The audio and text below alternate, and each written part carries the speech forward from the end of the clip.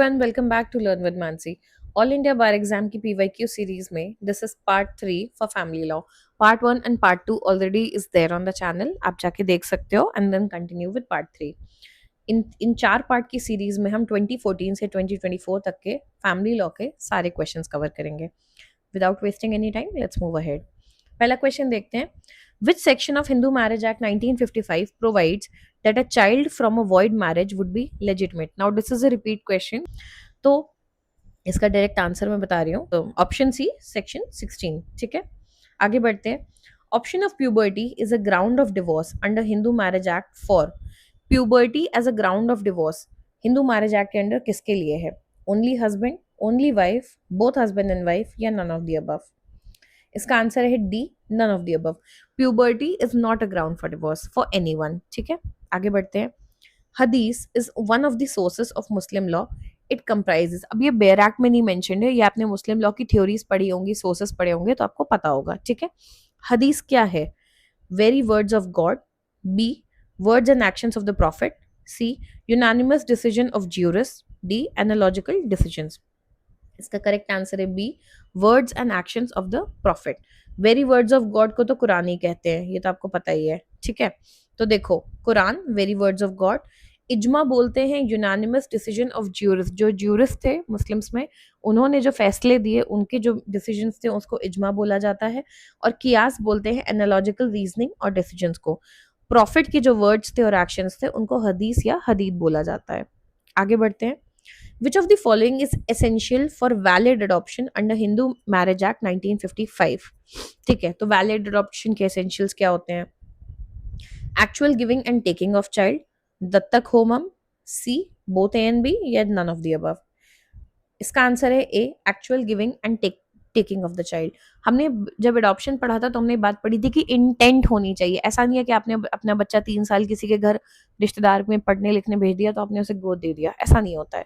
एक नियत होनी चाहिए कि आपने अपना बच्चा उन्हें गोद दे दिया है, और सामने वाले की भी नियत होनी चाहिए कि उन्होंने आपका बच्चा गोद ले लिया है।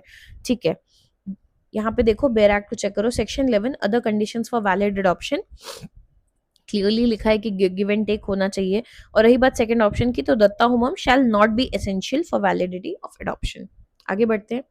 विच of the following relations is not dependent under section 21 of Hindu adoption and maintenance act? Act खोलो, सेक्शन 21 खोलो, देखो कौन डिपेंडेंट्स में नहीं आता है। ग्रैंड मदर, मदर, फादर, या सन? इसका करेक्ट आंसर है ग्रैंड मदर। बेयर एक्ट देखो 21 में डिपेंडेंट्स डिफाइंड, फादर मेंशन्ड है, मदर मेंशन्ड है, सन मेंशन्ड है, ग्रैंड मदर पूरी लिस्ट में कहीं भी मेंशन नहीं है। ठीक है, आगे बढ़ते हैं। Who among the following cannot transfer an immovable property? इनमें से किसको immovable property को ट्रांसफर करने का राइट नहीं है? हिंदू विडो को, मुस्लिम विडो को, natural guardian of a minor, या फिर कर्ता और manager of a joint Hindu family? ये तो जिसने भी पढ़ा होगा उसे पता होगा, पॉसिबल ही नहीं है कि कर्ता को ये राइट ना हो।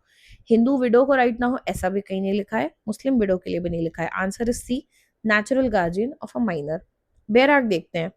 देखो, section 8 powers of natural guardian में लिखा है that natural guardian shall without the previous permission of the court mortgage or charge or transfer by sale, gift or exchange or otherwise any part of the immovable property of the minor. Bare act खोल के answer search करने की आदत डालिए, बहुत ज्यादा help होगा। जहां पे भी क्वेश्चन हम बोल रहे हैं, क्वेश्चन के बाद वीडियो पॉज कीजिए, 30 सेकेंड्स 1 मिनट देके बेयर एक्ट में आंसर सर्च करने की प्रैक्टिस कीजिए, it will help you a lot. ठीक है, क्योंकि यहाँ तो आपको दिख जा रहा है तुरंत, बट एग्जाम में बेयर एक्ट में ढूंढते रह जाओगे कि कहाँ लिखा है। ठीक है, आगे बढ़ते हैं। सेक्शन 30 हिंदू सक्सेशन एक्ट किस बारे में बात करता है? अगर आपने पढ़ा आप ऐसे ही मार्क कर दोगे, टेस्टामेंट्री सक्सेशन की बात करता है। ठीक है, सेक्शन 30 टेस्टामेंट्री सक्सेशन। आगे बढ़ते हैं। Section 19 of Hindu adoption and maintenance act provides the maintenance of. Section 19 में किसकी मेंटेनेंस की बात की गई है? Wife, parents, widowed daughter in law, या फिर children? Answer is C, maintenance of widowed daughter in law. Simple, bare act खोलो, टाइटल ही यही है, maintenance of widowed daughter in law. ठीक है, next question. Dayabhag school presumes that a family, because it is joint, possesses joint property. कहा जा रहा है कि दयाभाग स्कूल ये मान के चलता है कि अगर एक फैमिली जॉइंट है तो वो जॉइंट प्रॉपर्टी पोजेस करती है। ये स्टेटमेंट करेक्ट है। This presumption is limited to Mitakshara school. ये स्टेटमेंट इनकरेक्ट है। Yes, none of the above. इसका आंसर है B, this statement is limited to Mitakshara school. Mitakshara school ये मानता है कि अगर एक फैमिली जॉइंट फैमिली में रहती है तो वो जॉइंट प्रॉपर्टी पोजेस करती है। ठीक है, आगे बढ़ते हैं। डिफर्ड मेहर, ये MA है। Deferred mehr is payable at the time of divorce और at the time of death of spouse. This statement is true under Sunni law. Option B, this statement is not true. Option C, deferred mehr is payable only at the time of divorce. या option D, deferred mehr is payable only at the time of death of spouse. अब इसके लिए आपको मेहर पता होना जरूरी है। Deferred मेहर होता क्या है ये पता होना जरूरी है। देखो शॉर्ट में देखो, मेहर क्या होता है? Money promise to wife by husband at the time of marriage. जब मुस्लिम्स में शादी होती है तो एक मेहर की रकम तय की जाती है जो निकाह के वक्त बताई जाती है कि इतनी मेहर तय हुई है। ठीक, तो देखो मेहर दो तरह की होती है, प्रॉम्प्ट, मुअज्जल, डिफर्ड, मुवज्जल। थोड़ा बहुत प्रोनाउंसिएशन पे मत जाना, स्पेलिंग ध्यान से देख लेना। तो प्रॉम्प्ट मेहर क्या होती है? पेबल इमीडिएटली ऑन डिमांड, जिस पल डिमांड की गई तुरंत लड़के को मेहर देनी पड़ेगी। जबकि डिफर्ड मेहर क्या होती है? जो मैरिज के डिसोल्यूशन पे दी जाती है, या तो तलाक हुआ होगा तब, या डेथ हुई होगी हस्बैंड की तब। तो मेहर एक रकम है जो अदा की जाती है उस औरत को। तो प्रॉम्प्ट होती है या डिफर्ड? डिफर्ड में डिसोल्यूशन ऑफ मैरिज पे, और ये इन दो कंडीशंस में। तो हमसे क्वेश्चन पूछा गया कि payable only at time of divorce, नहीं, क्योंकि दोनों टाइम होती है। Only at time of death of husband, नहीं। स्टेटमेंट ट्रू नहीं है, ऐसा भी नहीं है। सच ये है कि this statement is true under Sunni law. Okay, आगे बढ़ते हैं। Which of the following Muslim is not entitle to maintenance? Muslims में कौन सा मुस्लिम एंटाइटल टू मेंटेनेंस नहीं है? Son who is a minor, एक बेटा जो माइनर है यानी 18 से कम का है। Daughter who is not married. C, grand parents. D, illegitimate son. इसका आंसर है D, illegitimate son. Muslim law में इलेजिटिमेट सन जो है, मुस्लिम पर्सनल लॉ शरीयत के अकॉर्डिंग, वो मेंटेनेंस को एंटाइटल्ड नहीं होता अपने फादर से। A marriage with a woman before completion of her iddat is. इद्दत क्या होता है? इद्दत एक टाइम पीरियड होता है कि जब एक औरत का डिवोर्स हुआ है या हस्बैंड की डेथ हुई है, कुछ भी, वो दूसरी शादी कर रही है, एक वेटिंग पीरियड कह सकते हो। ठीक है, आगे हम अभी उसके बारे में पढ़ लेंगे। तो अगर उस बीच उस औरत से शादी कर ली जाए तो वो शादी कैसी होगी? इरेगुलर, वॉइड, वॉइडेबल, या नॉन ऑफ द अबव। इसका आंसर है ऑप्शन ए, इरेगुलर। देखो, वंस इद्दत एंड्स, आप उस मैरिज को वैलिड वे में कॉन्ट्रैक्ट करके नॉर्मल लीगल कर सकते हो। तो इरेगुलर है, फासिद शादी है। ठीक है, वॉइड नहीं है, बातिल नहीं है। हमने पिछले वीडियो में पढ़ा था बातिल शादी कौन सी होती है? जो वॉइड होती है, यानी वो शादी ही नहीं मानी जाएगी। तो यहाँ ऐसा नहीं है कि अगर आपने एक औरत से उसकी इद्दत पीरियड में शादी कर ली, जो वेटिंग पीरियड था उसमें शादी कर ली, तो कोई प्रॉब्लम है। इरेगुलर शादी मानी जाएगी, जिसके लिए वर्ड होता है फासिद। अगली बार हो सकता है फासिद वर्ड यूज कर लें, तो इसलिए ध्यान से। Who is a lawful guardian? Lawful guardian कौन होता है? Option A, a person who in law represents the minor.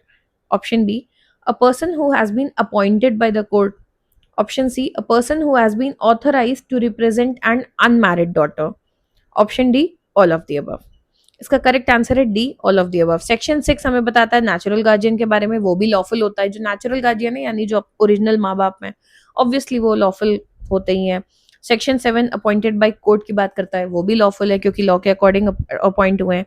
And section 9 appointed by will बताता है, वो भी लॉफुल माने जाते हैं। तो ये लॉफुल गार्जियन ये सारे होंगे, जो माइनर को रिप्रेजेंट कर रहा है, जो कोर्ट से अपॉइंट किया गया है, या ऑप्शन सी जो एक अनमैरिड बेटी को रिप्रेजेंट करने के लिए ऑथराइज किया गया है, वो भी माना जाएगा। तो answer is option D, all of the above.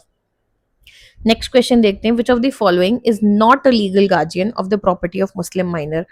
Muslim minor की बात हो रही है, कौन लीगल गार्जियन नहीं है उसका प्रॉपर्टी का? Father, brother, executor appointed by father, या ग्रैंडफादर। इसका करेक्ट आंसर है बी, ब्रदर। ब्रदर जो है वो लीगल गार्जियन ऑफ प्रॉपर्टी नहीं होता एक मुस्लिम माइनर का। फाइनल फादर होते हैं, एग्जीक्यूटर जो अपॉइंट किया वो होते हैं, ग्रैंडफादर भी होते हैं। ठीक है, एग्जीक्यूटर अगर ग्रैंडफादर ने अपॉइंट किया है वो भी होता है, but brother legal guardian of property of a minor नहीं होता है मुस्लिम्स में। Next question, Shah Bano case was related to, very famous case, movie भी आ रही है इस पे, किस बारे में था? डाउरी डिमांड पे था, harassment at work place, maintenance of divorce Muslim women, या ट्रिपल तलाक या triple divorce of Muslim women. Answer is C, maintenance of divorce Muslim women. तो शाहबानो केस में ये हुआ था कि 62 ईयर ओल्ड थी वो, और उनको डिवोर्स दे दिया था उनके हस्बैंड ने, और उसके बाद वो मेंटेनेंस उन्हें नहीं पे कर रहे थे तरीके से, तो उन्होंने उस पर आवाज उठाई थी और उस पर बहुत बवाल हुआ था, एंड फाइनली ये वर्डिक्ट आया था कि नहीं, उनका राइट है। ठीक है, Mohan gets married to his sister's daughter Kriti. Mohan ने अपनी बहन की बेटी कृति से शादी कर ली। Option A, the marriage is valid if the custom allows it. Option B, the marriage is valid only if the court approves it. Option C, the marriage is valid only if the panchayat permits. या option D, marriage is invalid. देखो panchayat permit का तो कोई लेना देना ही नहीं है, तो ये ऑप्शन तो हर हाल में नहीं होगा। Valid only if the court approves it, ऐसा भी नहीं है। तो देखो या तो मैरिज इनवैलिड होगी, जो नॉर्मली पढ़ो तो इनवैलिड लग रही है कि अपनी बहन की बेटी से कैसे शादी कर सकते हो, बट ऑप्शन ही कहता है मैरिज वैलिड है अगर कस्टम अलाउ करता है। तो देखो ये बात हम पहले भी पढ़ चुके हैं कि अगर आप प्रूव कर दो कि आपके कस्टम में प्रोहिबिटेड डिग्रीज ऑफ रिलेशनशिप में शादी अलाउड है, इन दैट केस वो शादी मानी जाती है। तो आंसर है option A, valid if custom allows it. Section 5 और सेक्शन 11 देखना हिंदू मैरिज एक्ट का, समझ जाओगे। आगे बढ़ते हैं। पॉलीगैमी, पॉलीगैमी यानी एक से ज्यादा शादी करना। Was permitted for Hindus before the year, किस साल के पहले तक पॉलीगैमी परमिटेड थी? तो देखो जब हिंदू मैरिज एक्ट आया था उसके बाद से पॉलीगैमी वॉज बैंड की हिंदू एक से ज्यादा शादी नहीं कर सकते जब तक उनका पहला स्पाउस जिंदा है। या तो आप उससे तलाक ले लीजिए या वो मर गया हो तो ही आप दूसरी शादी कर सकते हैं, ठीक है, नहीं तो दूसरी शादी वॉइड मानी जाती है। किस साल हुआ था? ऑब्वियसली जिस साल एक्ट आया होगा उस साल 1955, ठीक है। आगे बढ़ते हैं। Under the Hindu adoption and maintenance act, person who is taken in adoption यानी जो बच्चा जिसे अडॉप्ट किया जा रहा है, कंडीशंस में क्या है? मस्ट बी अ हिंदू यानी वो बच्चा हिंदू होना चाहिए, हिंदू या जीव होना चाहिए, सी हिंदू या क्रिश्चियन होना चाहिए, या D none of the above. इसका करेक्ट आंसर है A, must be a Hindu. Adoption के सेक्युलर लॉज भी हैं बट हम फिलहाल बात कर रहे हैं हिंदू एडॉप्शन की, वहां पे बच्चा हिंदू ही होना चाहिए, ठीक है। बेर एक्ट में देखो क्लियरली लिखा है यहाँ पे। नेक्स्ट क्वेश्चन देखते हैं। Under the Christian marriage act, the marriage registrar for any district is appointed by, ये एग्जैक्टली फैमिली लॉ का पार्ट नहीं है बट ठीक है। The answer is a state government, option A state government, ठीक है। Section 38 of Indian Christian marriage act 1872 बताता है ये। आगे देखते हैं। Iddat under Mohammedan law refers to, अभी हमने पीछे बात की थी कि इद्दत क्या होता है, अब आप आंसर बताओ इसका। A, a gift made on the occasion of marriage, right of the husband to divorce his wife, attaining of puberty and none of the above. अब देखो ध्यान देना, right of the husband to divorce his marriage को तो तलाक कहते हैं हम, तो ये तो नहीं हो सकता। Gift made on the occasion of marriage ऐसा भी नहीं है क्योंकि इद्दत तो नहीं होती है वो। अटेनिंग ऑफ प्यूबर्टी ऐसा भी नहीं है। Answer is none of the above. हमने बात की थी कि इद्दत एक वेटिंग पीरियड है। बेर एक्ट में देखो यहाँ क्लियरली मेंशन्ड है कि इद्दत पीरियड क्या होता है। अगर किसी औरत का तलाक हुआ है तो कुछ कंडीशंस होती हैं जिन्हें इद्दत पीरियड कहते हैं। 3 menstrual courses after the date of divorce if she is subject to menstruation, यानी अगर उस औरत को मेंस्ट्रुअल साइकिल अभी भी उसकी एक्टिव है तो 3 मेंस्ट्रुअल कोर्सेज यानी 3 बार उसकी साइकिल जब तक कंप्लीट ना हो जाए डिवोर्स के बाद तब तक इद्दत पीरियड मानते हैं। Second is 3 lunar months after her divorce यानी 3 महीने तकरीबन if she is not subject to menstruation, and third, if she is in seat at the time of a divorce, the period between the divorce and the delivery of a child or the termination of a pregnancy whichever is earlier, यानी अगर वो pregnant है अपनी divorce के time पे तो जो period है उसके डिवोर्स और डिलीवरी के तक या फिर उसकी प्रेगनेंसी के टर्मिनेशन में तक। नेक्स्ट क्वेश्चन देखते हैं। As per section 63 Indian succession act, ध्यान देना हिंदू ने इंडियन सक्सेशन एक्ट लिखा है।